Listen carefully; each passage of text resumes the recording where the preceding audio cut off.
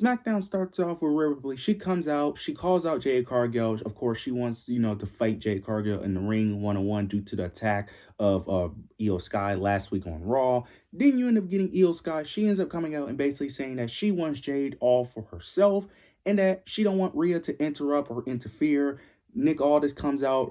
Io Sky is dealing with injuries due to the attack of Jade Cargill on the recent episode of Raw. Nick Aldis ends up making the match official, which did end up leading into the main event, which was Jade Cargill versus Io Sky. Jade Cargill does end up picking up the victory, and then after the match, nothing happens. After the match, they do the typical Rhea Ripley, Jade Cargill stare each other down, and then Jade walks away.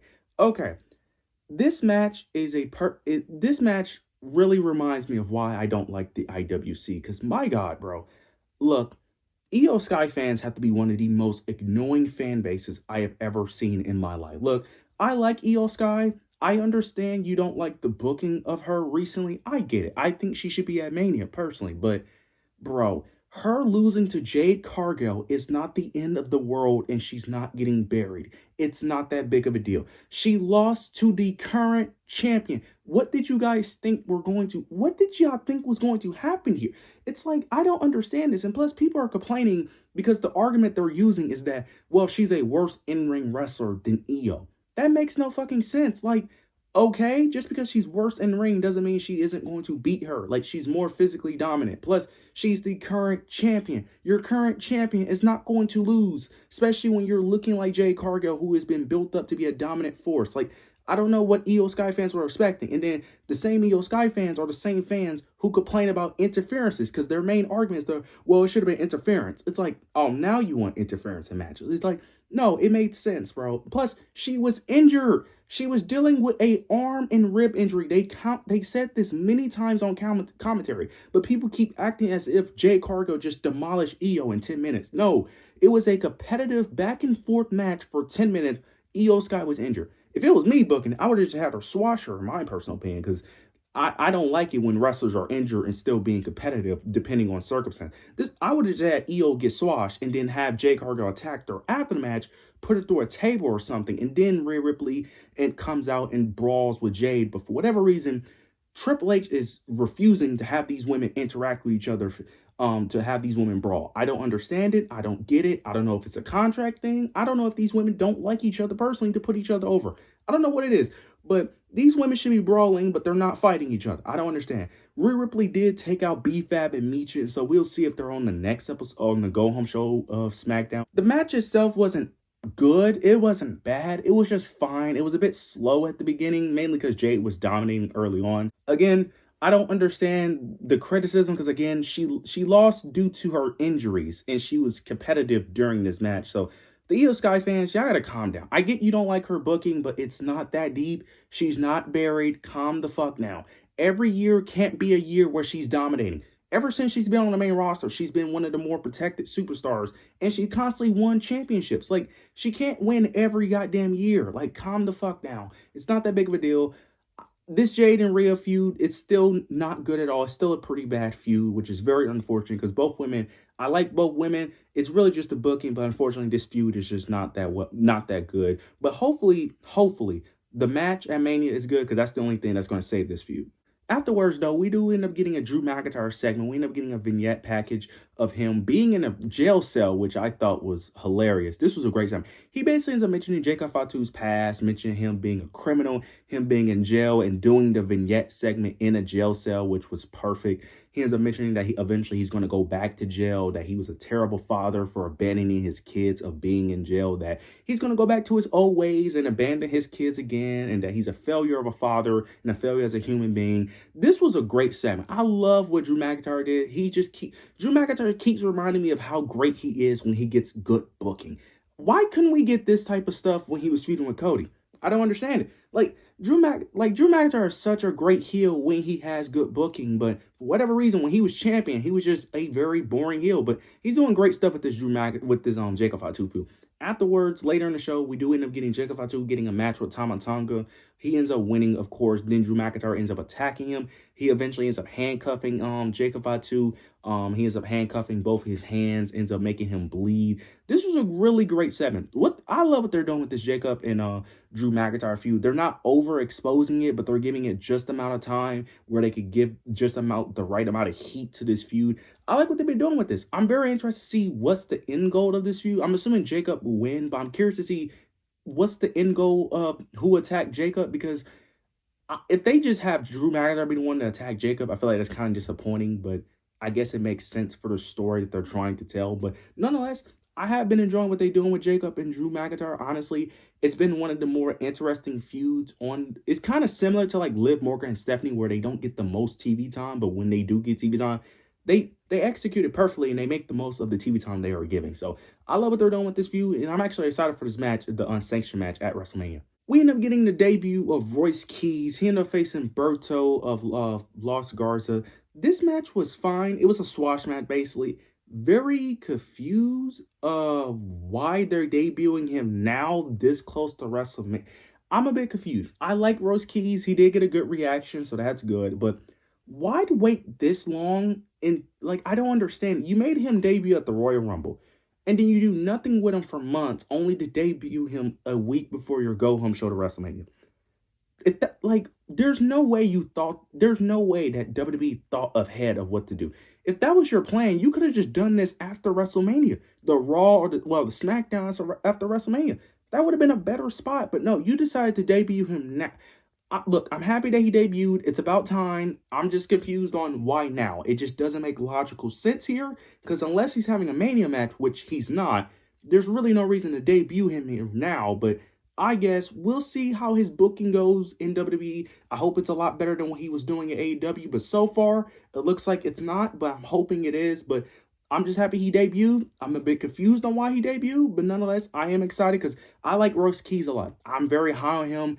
I think he has a lot of untapped potential. I would have personally sent him in NXT to help out that men's division, but nonetheless, I hope he does some great things on the main roster. Bit confused on why he's debuting now, but nonetheless, he debuted. That's all that matters. We'll see eventually how his booking unfolds in the future. We end up getting Pat McAfee. He ends up cutting a promo. He ends up mentioning CM Punk, mentions the CM Punk promo on Raw. He ends up mentioning, basically that CM Punk is a fraud. He ends up mentioning the lies that CM Punk is telling. He ends up mentioning how CM Punk is so concerned with TKO and the ticket prices. Then he starts mentioning how he works for the same company that he claims to hate, and that he doesn't hate the company when that CM Punk check comes in, when he gets that merchandise check comes in, and does he use that check to help families to pay for TKO tickets, which he is speaking facts there. Then he ends up mentioning how he wrestled at Saudi Arabia even after that he said he would never wrestle at Saudi Arabia, which he was also speaking facts there. He was speaking facts. Like, CM Punk is also a very flawed and hypocritical human being as well.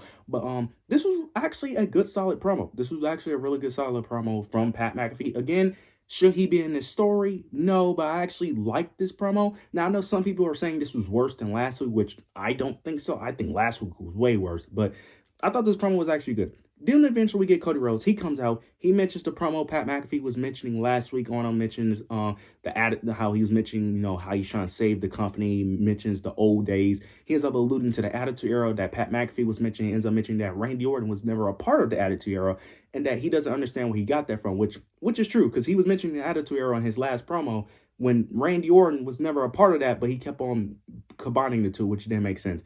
Then he ends up mentioning that how Pat McAfee doesn't belong in WWE, that the fans don't want him in WWE. Then he ends up mentioning that the reason why WWE exists, the reason why we're able to do this, is because of these fans, and these fans are family, and without them, we are nothing. Pat McAfee then responds. He ends up saying that Cody was born into this business. He was forced into this business while he himself was made for this business, that he's a puppet champion that is forced and shoved down our throats, and that he shouldn't be leading the charge of WWE.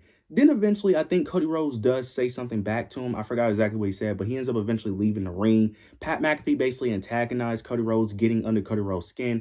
Cody eventually tries to go after Pat McAfee. Randy Orton pops up on a Titantron. attacks Jelly Roll, ends up saying that Cody needs to get his friend, which I find very confusing because Jelly Roll was always closer to Randy than he was to Cody. We have seen this through for months that every time Jelly Roll was there, he was always way closer to Randy, but Randy is saying that Cody needs to get Jelly Roll because that's his friend, even though it's really the opposite, but sure. But of course, Cody ends up trying to go after I think he was distracted by Pat McAfee. Yeah, he was distracted by Pat McAfee. Randy attacks him from behind, and then Pat McAfee and Randy Orton attack Cody Rhodes, and that's really the end of the segment. The segment was fine. It wasn't good. It wasn't. I think the Pat McAfee and Cody stuff was good. It kind of got worse when Randy interrupted, which was very weird because this beatdown of Randy and Cody didn't really elevate the feud because we already seen it before, and they didn't do anything that really enhanced the feud. It's not like he bleed. He didn't go through an announce table. It's not like we saw anything crazy. It was just a boring, typical beatdown. So it was like nothing really changed her. So look, it's crazy how this feud should have been so generational. I don't understand how you fumble a feud like Randy and Cody. You have 15 plus years of history there, and they decided to add Jelly Roll and Pat McAfee. I don't understand it. It doesn't make sense. It is what it is. Again, celebrities aren't a bad thing in wrestling. It just depends on how you execute. I have no problem with Speed being in his Mania match because it's a mid-card feud. It's nothing serious. Same thing with Lil Yachty. He's not overly important in the Sami Zayn and Trick Williams storyline. That's how you use a celebrity. But for whatever reason, TKO, I guess, thinks that celebrities is going to be the driving force for those Mania tickets, I guess. But I hope the match was a banger because, again, that's the only thing that's going to save this feud. The last thing I do want to mention is the Sami Zayn and Trick Williams stuff. Sami Zayn cut a babyface promo. He ends up basically mentioning all the hate he's getting, that he doesn't really understand why he's getting the hate, but he's still going to stay true to himself because at the end of the day, he knows that there's real Sami Zayn fans that's going to ride or die with him. I'm one of them, and that no matter what he does, they're going to always cheer for him, and those are the fans he is doing it for. Of course, he's getting booed throughout this entire segment. Trick Williams comes out. He basically states his case of why he's going to eventually become U.S. champion and all that. They go a little bit back and forth. They didn't really say too much that was anything new. This eventually led to Trick and Matt Cardona, which I'm not going to really mention because we know Trick was going to win that match. But nonetheless, I really want to say the Trick and Sami Zayn stuff has been one of the more interesting things on Smackdown. It's only getting hate because people want Melo in the position that Sami's in, but in terms of a story, it's actually one of the more interesting stories on SmackDown because SmackDown itself is a very boring show that drags on way too long. But in terms of a story, it's one of the more interesting things on SmackDown personally. I've been enjoying it. Even though I do think Melo should be U.S. champion still, and I still think he should be going at Mania, but I am liking what they're doing with Sami's character, him having a little bit of an edge to him finally taking advantage of opportunities. And I think they're going to do a double turn, which should be the move, because if everyone's already booing Sami, which they really shouldn't, it doesn't really make sense why they're booing Sami, because again, Trick Williams is the one that cost Melo the match, but you still chant whoop that trick. Doesn't make sense, but it is what it is. It's the IWC, it's wrestling fans.